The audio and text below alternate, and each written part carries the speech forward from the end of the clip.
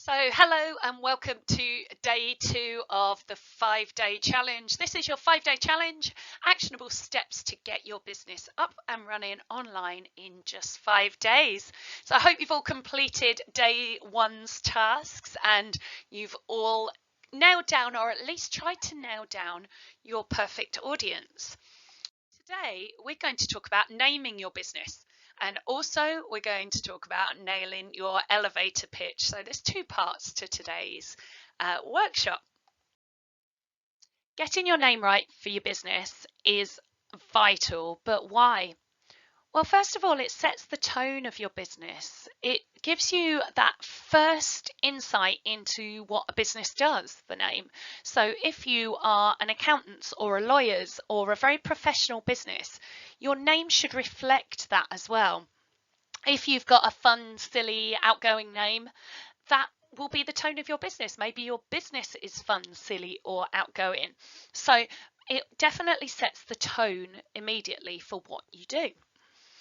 It also informs your market. So your business name may tell your people what you do, or it tells them where you're based. So you can convey an awful lot of information across just with your name. So if you're a logistics firm or something like that, most of us aren't in a position where we can just name our business after a word. For example, Nike. Most people wouldn't know what that word meant if we didn't know so much about the brand. So our name gives us an opportunity to inform our market of what we do. It defines our business. Very much we can choose our name and say who we serve, who we look after, who we help, who our ideal clients are. We can put that in our business name. Could be locational definition, so it could tell people where we work. Also helps us to direct our business. Now, we spent a lot of time yesterday talking about our avatar and our ideal client, and making sure we know who our ideal client is will also help us to direct our name. And also having the name and an ideal client will help us to direct where our business goes and what our business does. And it's also really motivating to name your business. Once you have a business and you can say, I own, I founded, I created, it's really motivational as well. So we're going to go through the 7 steps I use when creating a business name or finding a business name. So step number 1 is brainstorming ideas. Now, this is the point where you just dump all of the ideas onto a big sheet of paper or onto a spreadsheet, or however you like to work. I'm very visual, so I like lots of multicolored pens and drawing things and writing things down. So think of all the ideas you have for your business. I like to put my ideal client in the center of that business, of that piece of paper. So you can start thinking exactly what they'd like. Start thinking about keywords that relate to your business. So I'm going to use the fitness example. If you are creating an online fitness program, your keywords may be fitness, motivation, weight loss, exercise at home, strength, slimming, loads and loads of different things that you could create. Body, health, I could go on for ages, and I'm sure someone that's an expert in that niche would be able to do this much better than me. So definitely this is your opportunity to get loads of ideas just down on a piece of paper.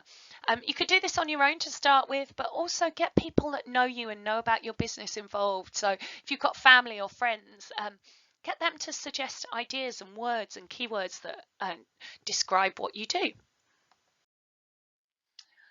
Number 2 is remember to capture the essence of your business. Now, the words that you use, normally I write down all the words that I possibly can to start with, and then I start crossing out words that don't really reflect the essence or the heart of what your business does. So the example I like to use for this one is if you are working in the meditation and yoga space. It's very calming and very, I don't even know what the word is, but there's certain words that would not reflect that. So make sure you choose your words to capture the essence of your business.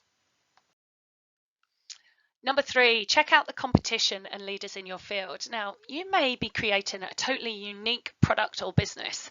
However, there will be someone who has done something similar out there, or it may be that you're looking to move into a populated space already. So if that's the case, definitely check out the leaders in your field. Who are the best people at what they do? Check out what their names are. Write a list of all the competition and leaders in your field and what they have in common and what differences they show as well. Think about your audience. Number 4. So again, this is vital. Go back to that avatar, that customer, ideal customer, that avatar, the person you are hoping to serve or sell to. They are really important. Have a look at their hobbies, their interests, their habits, and make sure your name would reflect what they enjoy. Number 5, remember, don't limit your potential. So at the moment, you may be looking at a small business in a small location. But in the future, you are looking to expand that business, whether it be offering different services or different styles, catering to different clients, or potentially moving to different locations. Don't limit that by your name. So the one that I like to use is London Cars, maybe a taxi firm in London, or London Taxis. What if they started to do minibuses or wanted to open an office in Manchester or Liverpool? They would be limiting their potential. So calling themselves city cars or city taxis would be much more suitable. So number 6 is my favourite, and this is the point where we are going to say it out loud. Now, often when we write words down or we write things, they look good on paper, but the minute you say them, they start to sound different. How does it sound in your mouth? How does it sound when you say it out loud? Is it something you're proud to say?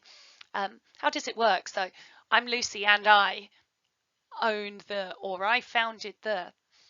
So see how it says to say your business name out loud.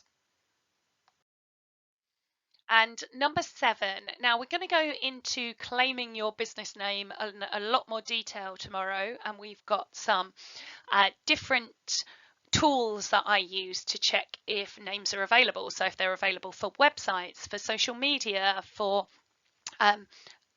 creating limited companies.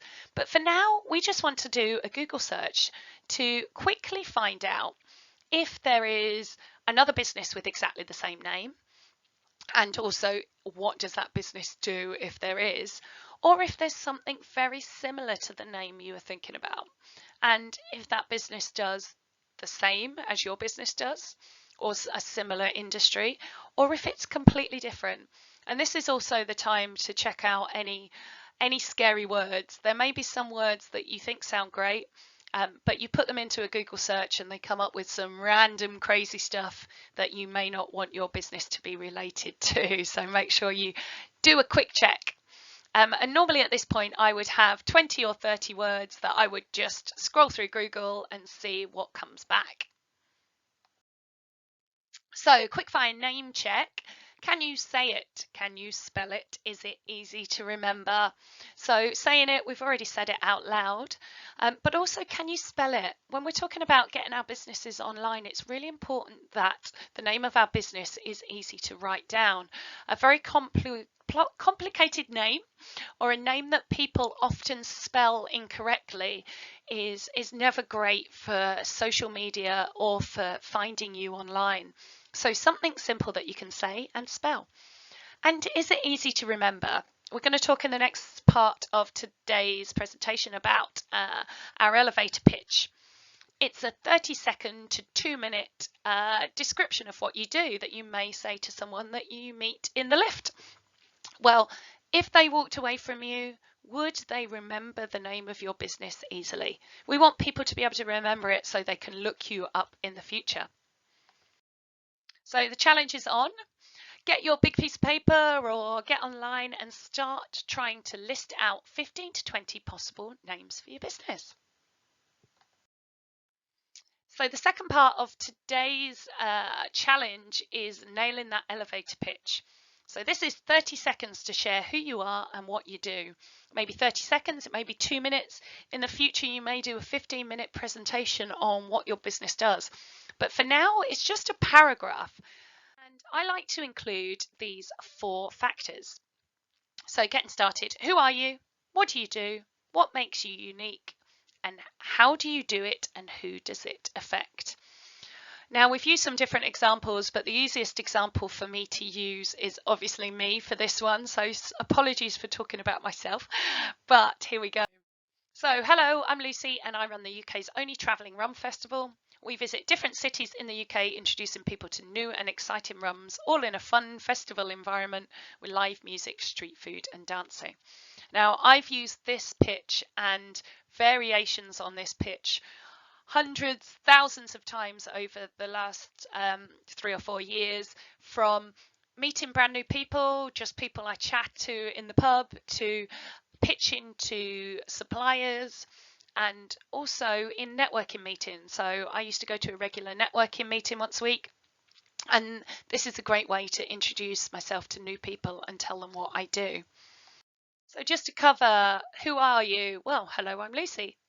What do you do and what makes you unique? Well, I said I run the UK's only travelling rum festival. Tells people I run a rum festival and that I'm currently the only one. How do you do it and who does it affect? Well, I introduce people to new rums in a fun environment. That's a bit of a summary for mine, but if you make sure that you sit down and answer those 4 questions, then put it into a paragraph and tell us what you do. So days 2's challenges: come up with 10 potential names for your business and nail that elevator pitch. So if you can jump into the group, use the hashtag day2, give us some ideas.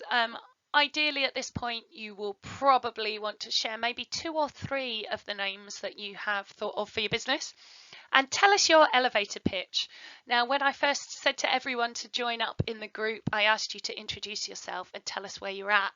So now this is your opportunity to use your business idea and nail your elevator pitch to everyone. I'll happily give you all some feedback, and I'm sure within the group we've got loads of experience in that group, so people to help each other out. So well done on completing day 2. I look forward to seeing what you've done and to see you all in the Q&A later. Thank you.